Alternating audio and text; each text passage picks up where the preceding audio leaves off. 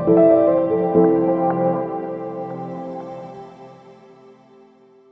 い、はい、Xエンクリプト TV の、ふみです。今日はですね、X ウィン公開ミーティングシリーズということで、第2回、第1回は、YouTube の YouTube 事業部トムさん中心に、YouTube の視聴者をどういうふうに伸ばしていったらいいのかなんていうことで応援させていただきました。それもぜひ見ていただきたいんですけども、今日は第2回の公開ミーティングシリーズということで、ここにですね、X ウィンのスペシャリスト、投資のスペシャリストのケルビンさんと、KB さんにお越しいただいて、で今日は、真面目に、今後 X ウィンプラットフォームを、どんなように、機能を、加えていくか、もしくは将来的に、X ウィンの、アセットマネジメントプラットフォームグローバルで活躍するにはどういうふうな方向でやっていけばいいのかなということをちょっと3人で真面目に議論をしたいというふうに思っております。で今の、一つの課題とすると、プラットフォームフィーというのは、いただいて、で運営も含めて我々が、もらっているわけじゃなくて、今 DeFi のプラットフォームなんでみんなで共有してやっているわけですけども、それを、もう少しですね、収益が上がるような形にして、そしてまたそれをみんなに還元していくような、仕組みを作っていかなくちゃいけない。そうしないとサステナブルにならないので、おかげさまで投資はいただきましたが、その投資は、新しいことにつぎ込むということで、やっぱり稼いでいかなくちゃいけない。で、稼いだものを、皆様に DeFi なんで還元していくということはすごく大事かなと思ってますが、やっぱり一つは、昨日もちょっと話してたけども、大手の、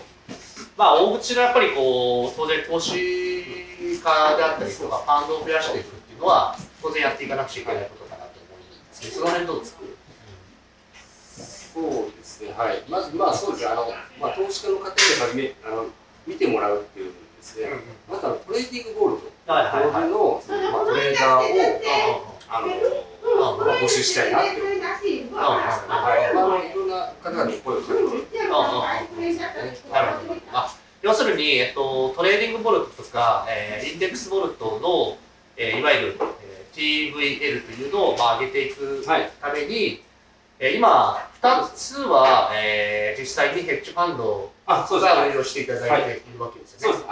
やっぱりそういう方々をどんどん増やしていかないといけない。そうですね、はい。で、今後ですね、トレーディングゴールドに、やっていただいているそのヘッジファンドだとかトレーダーの方々とかに私インタビューしようかなと思ってまして、そうしてインタビューすることでいろんな投資戦略とかももしかしたら思い浮かんで、それをまたラインナップできるのかなと。なるほどなるほど。なのでいろんな種類が増えればいろんな選択肢が増えるわけですからいいのかなと思います。そういう観点では、引き続き、いろんなヘッジファンドであるとか、我々の投資家もヘッジファンドとか投資家の方々たくさん知っているので、もともとお客様を、持たれている、そのトラディショナルなヘッジファンドとか、投資家をグローバルに、探していくことをまずしていくことがすごく大事かなと。あとあれです、今ウィズローアルフィーといいますか、解約したときにフィーが発生するんですけど、普通のヘッジファンドと比べましてだいぶユーザーとしてはお得なんですけれども、ヘッジファンドは年間のマネジメントフィーだとかあるんですが、パフォーマンスフィーとか、そうです、はい。ただインセンティブフィー、成功報酬ですね、そこをちょっとどう入れられるのかっていうのはちょっとケルビンに聞かないとわかんないんですけれども、これってインセンティブフィーって難しいんですか？まずは、今、IC のプロトコルはそういうサポートをしています。もちろん将来は改良はできるんですけど、さっきトレーディングごと話今、XWIN のトレーディングごと4つあって、3つの中、3つですね、あと KB さんのもそうだけど、価格見るとあまり下がらないです。だからマーケットでもう 50% 下がってるのに、トレーディングボートは多分 10%、20% ぐらい。BNP に対しては 1.5 倍増やしてる。それは、トレーディングボートはユーザーの、投資のためにすごい役割がすごい。なるほど。それはそう上がるときは全部 USDT に移動して、上がるときは、ブーマーケットのときは、まあ、全部 BTC とか戻して、すごいいいだと思う。なるほどね。なかなか個人的にはやることは難しい。なるほど。我々が、まあ、やりたかった DeFi のリスクを下げるっていうことを、まあ、うまく実現できてて、要は、ブルのマーケットで上がってるときは、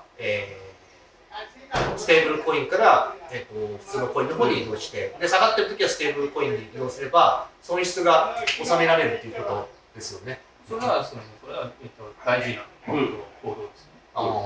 とは、まあ、X はもちろん今、ファンドは少ないと思うんですけど、もちろん、各体のために、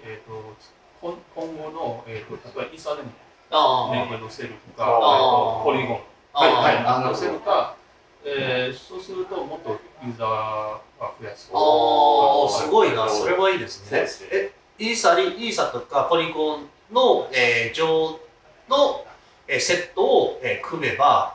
イーサとかポリゴンからも XE にアクセスができるようになるっていうことすごいね、それ。あと今後は、まあ、アセットマネージメントだけじゃなくて、まあ、DeFi、まあ、本来の意味は、まあ、簡単に、投資できると。で、いろんな、人間じゃなくて、できれば AI とか、システム的に、投資できるように。それは一番理想。で将来的にはまあ自動で例えば AI のデータを読んで投資の判断すると。それはまあ間違いなくできるだと思いますね。なるほど、すごいですね。それって例えば AI の、まあ、専門家我々も、まあ、知り合いがいて、それを具体的にちょっと進めていきたいですね。もちろんできますね。あとは、まあ、ファンドとしてだけじゃなくて、まあ、ステーキング。そうです。この間話したのと、固定金利のステーキングも、多分ユーザーに対しては多分すごい、喜ぶ。結構そのステーブルコインに対してのその固定金利を提供できるっていうのは、やっぱユーザーにとっては分かりやすくていいんじゃないかなと思います。ステーキングっていう観点で。例えば、岡部さんの JPYC を持っている方が、JPYC を XIN プラットフォームを通してステーキングをしていただくと、またそうですね、固定金利としてお返しといいますか、リターンが出るという感じですね。例えば、今日本円の金利ってもう 0.0 いくらとか、全然もうないような状況じゃないですか。ですけど、そのJPYC で固定金利としてですね、2%、3% とか出ると、結構魅力的に見えるんじゃないかなと思って。なるほど。まあ、実際にトラディショナルな、銀行の、預金というふうに考えると、定期預金で 0. 何%っていう話ですので、そうですね。で、やっぱりステーブルコインでリスクが非常に少ない中で、運用ができるというようなことも、可能じゃないかなと。今、現実問題としては、JPYC の流用性がまだ低いとかですね、そういったところの問題ありますけれども、例えばドルのステーブルコインですね、USDC や USDT ですね、そういったので、固定金利の提供というのも可能じゃないかなと思って、詳細は当然詰めていかないといけないんですけれども。なるほどね。すごい面白いですね。今回は、XWIN は、例えば、ユーザー側は多分すごい素晴らしい人が、コーディングとか、トレーディングのストラテジー考えてる人いるかもしれないけど、それはぜひ、このストラテジーをシェアして、XWIN と一緒に開発していく。もうできる可能ですね。ぜひご連絡ください。それは具体的に、ケルにちょっともう少しそこを深掘りしたいんだけど、どういう意味コーディングをもちろんトレーディングの人はね、いろんなこうやればいいんじゃないか、こうやればいいんじゃないか。そういう情報は一緒に。なるほど、なるほど。もし開発できるのは一緒に開発するとか。なるほど、なるほど。それも一つの、今後のやりたい。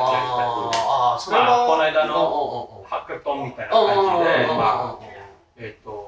もし、もちろん、いろいろプロフィシャリングとかなるほど、なるほど、なるほど。あ、なるほど。うん、じゃあ具体的にこういうことをもし、やったらいいんじゃないかというような開発、トレーディングの、システムの開発ができる方とか、もしくはトレーダーの方、アイデアだけでもいいので、もし、こういうことができたらいいんじゃないかななんていうアイデアがあれば、我々に連絡をいただければというふうに思っています。で、またあれだよね、X-Wing アカデミーが始まって、ブロックチェーンのコースが始まる中で、ハッカトンみたいなのを最後プレゼンテーションをやってもらって、そこの卒業生がいろんなアイデアを出してくれる可能性もあるわけですよね。いいですね。面白いですね。なるほど、なるほど。やっぱり大事なのは、今、ディファイの世界って非常にスピードが速くて変化が激しいので、それに対して、変化のリーディングエッジ、最先端に行って我々はどんどん新しいことをしていくことが大事だと思うので、おかげさまで投資家の方々がサポートいただいて、少し、ケルビンにも余裕が出る可能性もあるので、そういうことをどんどんやっていきたいなというふうに思います。じゃあ、まずは、まとめとしては、ミーティングとしては今後、トレーディングボルトとかインデックスボルトの拡充をしていくと。で、ヘッジファンドの人たち、いろんなインタビューしたりとか、それからもっともらったりとか、それから大手の、資産を持っている方の資産運用のために、ステーキングを、していくであるとか、それからあとイーサリアム、それからポリゴンの、でも使えるように、していきたいなっていうのが、今日の話に出たところですということですね。わかりました。じゃあ、まずそれは必ずやっていきたいというふうに思いますので、よろしくお願いします。よろしくお願いします。じゃあどうもありがとうございました。